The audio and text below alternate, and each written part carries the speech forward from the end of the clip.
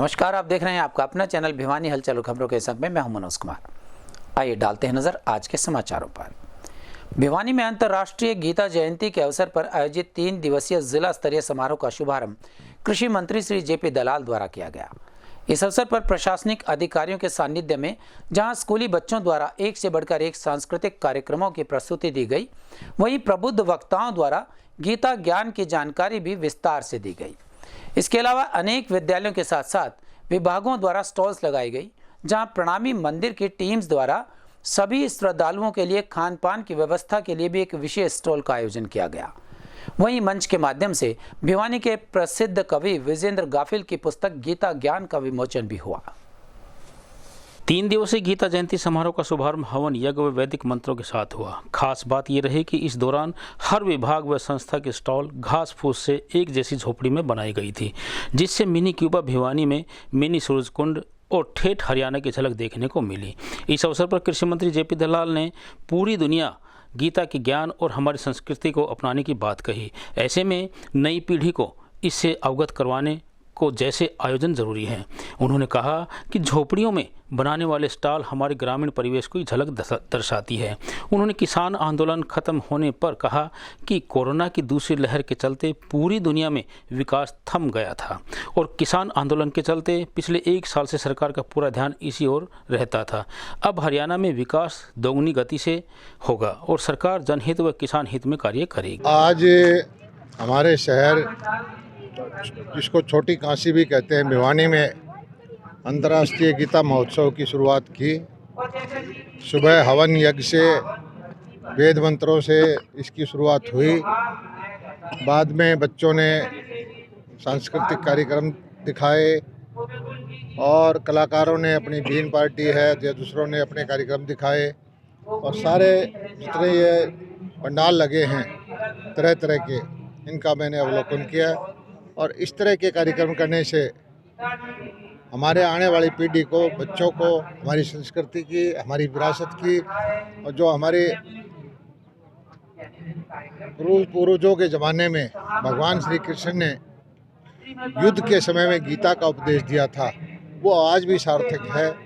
लोगों को उसकी जानकारी मिल रही है और सारी जो हमारी संस्कृति की गहनता है, गंभीरता है, महत्ता है, उसकी जानकारी आने वाली पीढ़ी को देने में ये कार्यक्रम सहायक होता है। हरियाणवी झलक उन्हीं लोगों के लिए है जो ग्रामीण परिवेश के हैं या दूसरे वर्ग से हैं। जैसा हमारा क्षेत्र है उसी तरह के हमने यहाँ किया, उसी तरह के पंडाल, उसी तरह के कार्यक्रम किए हैं और हम जैसे भी हैं अच्छे हैं, इसी भाव से हमने आगे बढ़ना है। यही भाव अपने लोगों में, हमारे बच्चों में हमने पैदा करना है।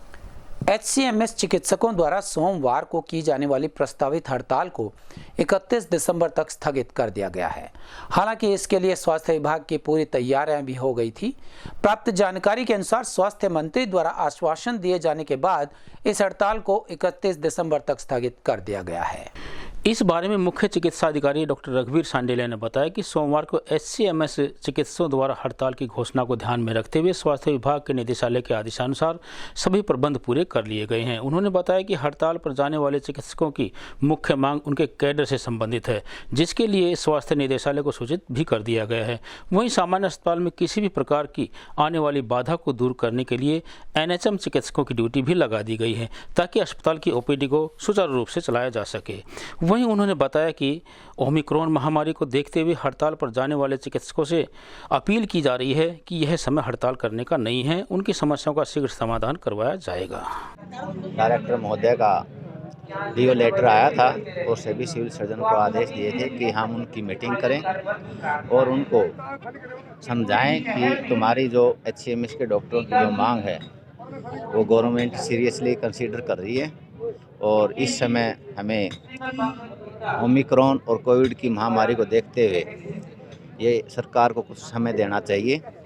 उनकी अनुपालना में हमने सभी डॉक्टर के एसोसिएशन, हर एक डॉक्टर से प्रार्थना की है, अपील की है कि वो अभी कुछ दिन के लिए, कुछ समय इसको अपनी पोस्टपोन करें और अगर पोस्टपोन नहीं होती है तो भी हमने फिर उसके अल्टरनेटिव का प्रबंध किए हुए हैं।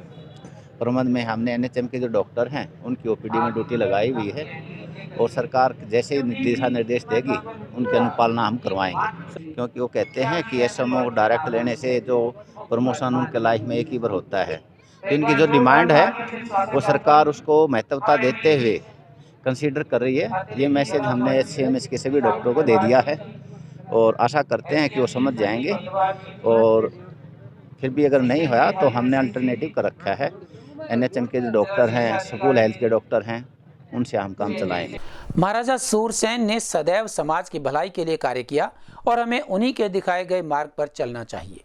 यह कहना था कृषि एवं पशुपालन मंत्री श्री जेपी दलाल का, जो स्थानीय सैनी धर्मशाला में सूर्यवंशी महाराज सूरसेन जयंती पर आयोजित एक कार्यक्रम में संबोधित कर रहे थे।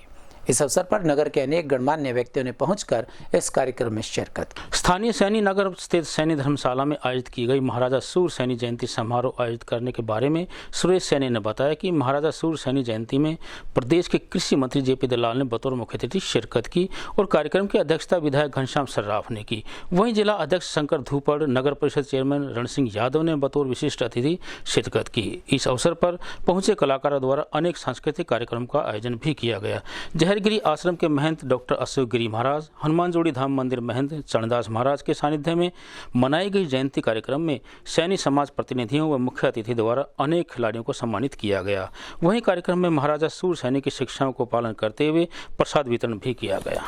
जो व्यवस्थाएं खड़ी की है इसमें कृष्ण कुमार का ज्यादा हाथ है और अन्य साथियों का भी, उनके सहयोगी हैं पंथ है, उनका भी विशेष रूप से साथ है।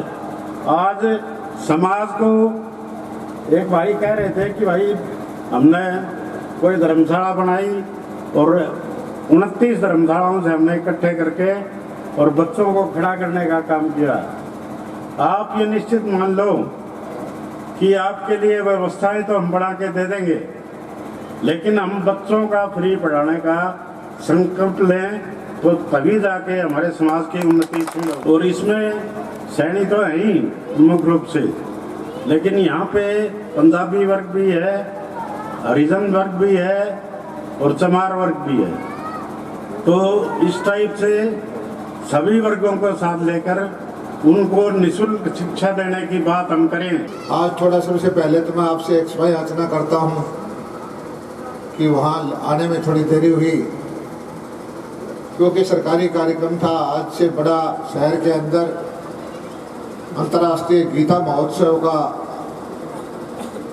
शुभारंभ आयोजन का हुआ है और माताओं से मैं प्रार्थना करता हूं कि क्रोनिबल पार्क में जाकर के 3 दिन का ये कार्यक्रम है, इसमें आप जाएं, बच्चों को भी लेके जाएं, जिससे हमारे आने वाली पीढ़ी को थोड़ी प्रेरणा मिले कि हमारे पुरातन जो धर्म है, हमारी जो गीता में जो ज्ञान भगवान श्री कृष्ण ने दिया है, उसके बारे में बच्चों की रुचि पैदा हो।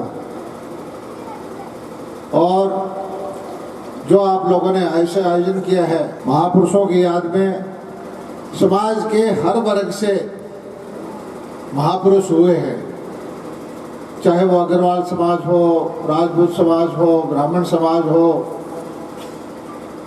लेकिन हमारा जो देश जो है, हमारी संस्कृति जो है, वो इतनी पुरातन है, इतनी रिच है कि महान विभूतियों से हमारा जो इतिहास है भरा पड़ा है। सभी महान आत्माओं को याद करना हमारी प्राथमिकता होनी चाहिए। और मेरी तो यही इच्छा है कि सारे सर्व समाज मिलके, हर समाज के जो भी महान आत्माएं हुई हैं, मिलजुल करके उसको मनाएं। और ज़्यादातर हमारी सरकार भारतीय जनता पार्टी की जब से आई है, सरकारी तौर पर भी हमने बहुत सारे कार्यक्रम शुरू कर दिए हैं। वाल्मीकि जयंती का, सूरदास जयंती का और तरह तरह के महान जो है विभूतियां हुई हैं उनकी याद में। और इसका मकसद सिर्फ यही रहता है कि हम एक महान आत्मा को एक छोटे वर्ग से ना जोड़ें, पूरे देश साथ चले, पूरा समाज साथ चले, पूरा क्षेत्र साथ चले। स्थानीय न्यूज सैनी धर्मशाला में रविवार को सर्व समाज के लोगों की एक बैठक का आयोजन किया गया। इस कार्यक्रम में जहां नगर के अनेक गणमान्य व्यक्तियों ने शिरकत की, वहीं वार्ड नंबर 10 के प्रतिनिधि रमेश वर्मा की पुत्र वधू ने शहर में हो रहे विकास कार्यों की चर्चा की और आगे किए जाने वाले कार्यों को लेकर विशेष रणनीति भी बनाई। न्यू सैनी धर्मशाला में सर्व समाज द्वारा विकास कार्यों को लेकर एक बैठक का आयोजन किया गया। बैठक में वार्ड नंबर 10 के गणमान्य नागरिकों ने शिरकत की। वहीं इस अवसर पर वार्ड नंबर 10 प्रतिनिधि रमेश वर्मा के पुत्र वधू ने शहर के अनेक विकास कार्यों को लेकर चर्चा की तथा शहर में पानी, बिजली इत्यादि मूलभूत सुविधाओं से संबंधित रणनीति बनाई। वहीं उन्होंने बताया कि आगामी नगर परिषद चेयरमैन की चुनाव लड़ने की उन्होंने सर्व समाज से सहमति मांगी। उन्होंने बताया कि उनका मुख्य उद्देश्य केवल शहर का विकास करना होगा, इसके अलावा और कोई कार्य नहीं होगा। मैं सबसे पहले पत्रकार भाइयों का धन्यवाद करती हूँ और हमारा वार्ड नंबर 10 है, जो छोटी काशी में जो भी समस्याएं हैं उन सबको दूर करने का प्रयास करूँगी और लोगों से अपील करती हूँ कि वो मेरा साथ दें। ये अच्छा रहेगा, जो भी है, जो हमारी छोटी काशी में जो भी समस्याएं हैं उन सबको दूर करने का प्रयास करूँगी। जैसे गलियों में है और जो पानी की समस्याएं होती हैं उन सबको दूर करने का प्रयास करूँगी और जो भी छोटी काशी में जो भी दिक्कत होगी उन सबको ठीक करने की कोशिश करूँगी। विकास होगा कि जितने भी ये लोग बैठे हैं, जो आज तक जो राजनीति में आए, वो लोग बहुत पैसा खा के चले गए और सब देखते रह गए कि भाई उसका इतना पैसा खाया, उसका इतना पैसा खाया। पर समस्याएं आज तक वैसी की वैसी है जो आज से 100 साल पहले तक की थी भिवानी में। तो अगर मेरी पत्नी अगर इलेक्शन में खड़ी होती है और वो जीतती है तो सबसे पहले जितने भी ये सीवरेज की समस्या है या जितने भी जो लोग बैठे हैं जो पैसा खा रहे हैं उन सबको ठीक करना काम करेंगे और सारी समस्याओं को दूर कर देंगे। भिवानी की जो भी समस्याएं हैं, हर चीज़ का हर वार्ड वाइज एक बॉक्स बनाया जाएगा। उस बॉक्स में जितनी भी समस्या है वो डालेंगे। लोग भी हमारे वार्ड में ये समस्या है और सबको दूर करने का काम जल्दी से जल्दी किया जाएगा। आपसी प्यार, प्रेम, भाईचारा एवं मैत्री भाव को समर्पित करते हुए स्थानीय बाल भवन स्कूल ग्राउंड में पंजाबी जागृति मंच एवं पंजाबी कल्याण मंच के बीच मैत्री क्रिकेट मैच का आयोजन किया गया। मैच में मुख्य अतिथि के रूप में श्री दीवान चंद रहेजा पहुंचे, वहीं अध्यक्षता श्री KL पहावा द्वारा की गई। इस मैच में विशेष रूप से पुरुषों के साथ साथ महिलाओं ने भी बढ़ चढ़कर भाग लिया। आज नगर के बाल भवन स्कूल ग्राउंड में पंजाबी जागृति मंच और पंजाबी कल्याण मंच का मैत्री क्रिकेट मैच करवाया गया। मैच में जहां मुख्य अतिथि की भूमिका दीवान चंद रहेजा जी ने की, वहीं अध्यक्षता KL पहावा जी के द्वारा की गई। मैच में दोनों मंच की टीमों में बहुत ही शानदार प्रदर्शन किया गया और जहां पुरुषों ने इस मैच में बढ़ चढ़कर भाग लिया, वहीं महिलाओं ने भी अपनी सक्रिय भूमिका निभाई। वहीं इस अवसर पर विजयी टीम की मुख्य अतिथि दीवानचंद रहेजा द्वारा सम्मानित किया गया। उन्होंने कहा कि इस प्रकार के खेलों का आयोजन करने से आपसी भाईचारा बढ़ता है। ये मैच हमारे फैमिली मैच था। पंजाबी कल्याण मंच वेलफेयर सेक्टर 13 जागृत मंच के बीच में ये 2020 का मैच हुआ है और बड़े प्यार से खेला गया है और खेल रहे हैं, और जिससे हमें ये मानी ये बनाया कि हमारा प्यार बढ़े, एकता बढ़े और शरीर के भी लिए स्वास्थ्य के भी लाभ है। सबने एक्सरसाइज भी हुई है और खूब मस्ती से गेम किया और कर रहे हैं। दर्शन मिड्डा, प्रधान पंजाबी जागृति मंच।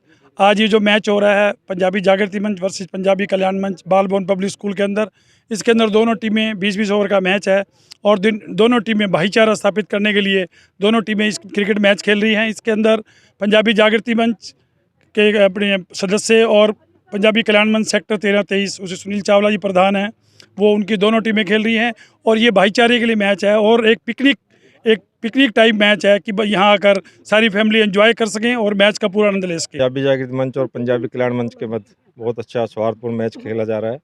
मैं सभी साथियों को यहाँ पहुँचने में दिल की गहराई से धन्यवाद देता हूँ और इस प्रकार के समय समय पर मैच होने चाहिए। इसमें आपसी भाईचारा और एकता का परिचय दिया जाता है और मैं सभी साथियों को दोबारा यहाँ पहुँचने का और यहाँ खेलने के लिए सभी लेडीज़ और जेंट्स को धन्यवाद देता हूँ। पंजाबी कल्याण मंच, Punjabi welfare forum and Punjabi जागृति मंच का जो ये मैच हुआ, एक बहुत ही अच्छी शुरुआत है।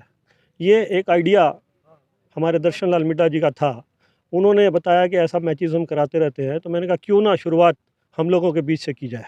और वो शुरुआत हमें ऐसा लगता था पता नहीं कैसा होगा, क्या होगा, लेकिन इतना खुशी हो रही है मुझे बताते हुए कि ये जो प्रोग्राम रहा, हालांकि अभी तो हाफ इनिंग हुआ है, लोगों ने पूरा एंजॉयमेंट किया और खूब मज़ा लिया। हमारे संग में बस इतना। एक लिंक के लिए देखते रहेगा आपका अपना चैनल भिवानी हलचल।